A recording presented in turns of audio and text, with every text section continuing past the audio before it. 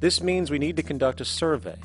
We simply locate and identify every physical resource on the planet we can, along with the amount available at each location, from the deposits of copper, to the most potent locations for wind farms to produce energy, to the natural freshwater springs, to an assessment of the amount of fish in the ocean, to the most prime arable land for food cultivation, etc.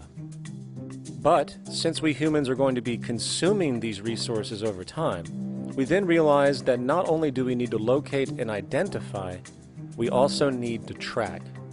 We need to make sure we don't run out of any of this stuff. That would be bad. And this means not only tracking our rates of use, but the rates of earthly regeneration as well, such as how long it takes for, say, a tree to grow or a spring to replenish. This is called dynamic equilibrium. In other words, if we use up trees faster than they can be grown back, we have a serious problem, for it is unsustainable. So then, how do we track this inventory, especially when we recognize that all of this stuff is scattered everywhere? We have large mineral mines in what we call Africa, energy concentrations in the Middle East, huge tidal power possibilities on the Atlantic coast of North America, the largest supply of fresh water in Brazil, etc. Well, once again, good old science has a suggestion. It's called systems theory.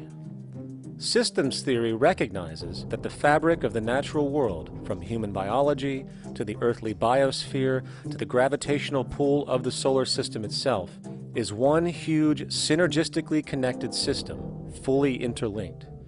Just as human cells connect to form our organs, and the organs connect to form our bodies, and since our bodies cannot live without the earthly resources of food, air, and water, we are intrinsically connected to the earth, and so on. So, as nature suggests, we take all of this inventory and tracking data and create a system to manage it.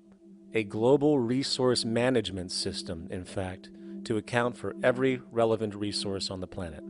There is simply no logical alternative if our goal as a species is survival in the long run. We have to keep track as a whole. That understood, we can now consider production. How do we use all this stuff? What will our process of production be, and what do we need to consider to make sure it is as optimized as possible to maximize our sustainability? Well, the first thing that jumps right out at us is the fact that we need to constantly try and preserve. The planet's resources are essentially finite, so it is important that we be strategic. Strategic preservation is key. The second thing we recognize is that some resources are really not as good as others in their performance.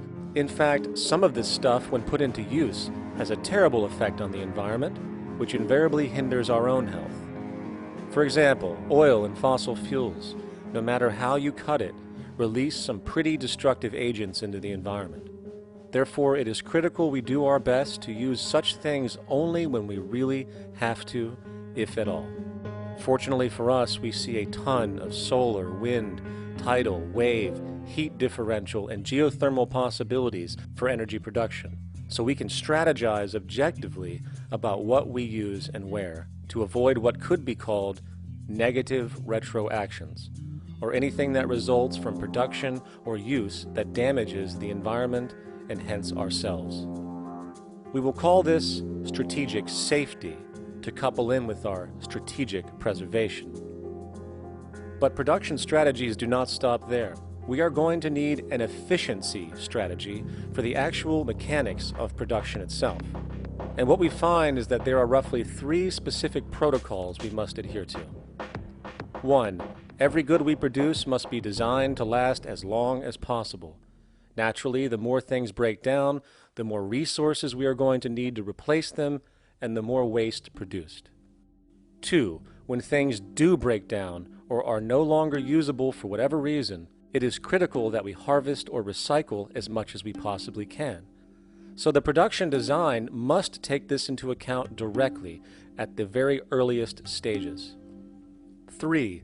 Quickly evolving technologies, such as electronics, which are subject to the fastest rates of technological obsolescence, would need to be designed to foreshadow and accommodate physical updates. The last thing we want to do is throw away an entire computer system just because it has only one broken part or is outdated. So we simply design the components to be easily updated, part by part, standardized and universally interchangeable, foreshadowed by the current trend of technological change. And when we realize that the mechanisms of strategic preservation, strategic safety, and strategic efficiency are purely technical considerations, devoid of any human opinion or bias, we simply program these strategies into a computer which can weigh and calculate all the relevant variables, allowing us to always arrive at the absolute best method for sustainable production based on current understandings. And while that might sound complex, all it is a glorified calculator.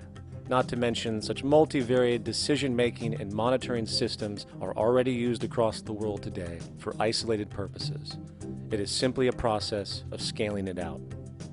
So, now we not only have our resource management system, but also a production management system, both of which are easily computer automated to maximize efficiency, preservation, and safety. The informational reality is that the human mind, or even a group of humans, cannot track what needs to be tracked. It must be done by computers, and it can be.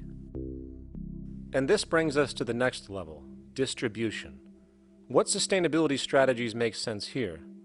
Well, since we know that the shortest distance between 2 points is a straight line, and since energy is required to power transport machines, the less transport distance, the more efficient. Producing goods in one continent and shipping them over to another only makes sense if the goods in question simply cannot be produced in the target area. Otherwise, it is nothing but wasteful. We must localize production so distribution is simple, fast, and requires the least amount of energy.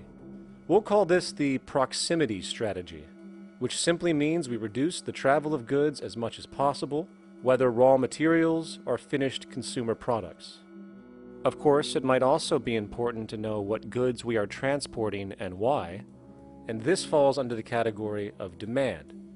And demand is simply what people need to be healthy and to have a high quality of life. The spectrum of material human needs range from core life-supporting necessities, such as food, clean water, shelter, to social and recreational goods, which allow for relaxation and personal social enjoyment, both important factors in human and social health overall. So, very simply, we take another survey. People describe their needs, demand is assessed, and production begins based on that demand. And since the level of demand of different goods will naturally fluctuate and change around different regions, we need to create a demand distribution tracking system, so to avoid overruns and shortages. Of course, this idea is old news. It is used in every major store chain today to make sure they keep up with their inventory. Only this time we are tracking on a global scale.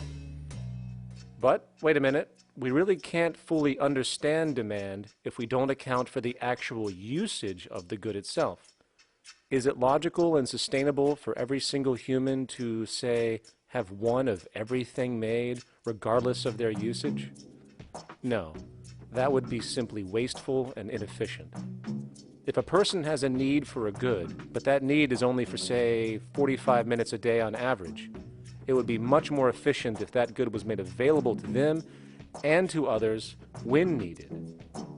Many forget that it isn't the good that they want, it is the purpose of that good. When we realize that the good itself is only as important as its utility, we see that external restriction, or what we might call today ownership, is extremely wasteful and environmentally illogical in a fundamental economic sense. So, we need to devise a strategy called strategic access. This would be the foundation of our demand distribution tracking system, which makes sure we can meet the demand of the population's needs for access of whatever they need when they need it. And as far as physically obtaining the goods, centralized and regional access centers all make sense for the most part, placed in close proximity to the population, and a person would simply come in, take the item, use it, and when finished, return it when it is no longer needed.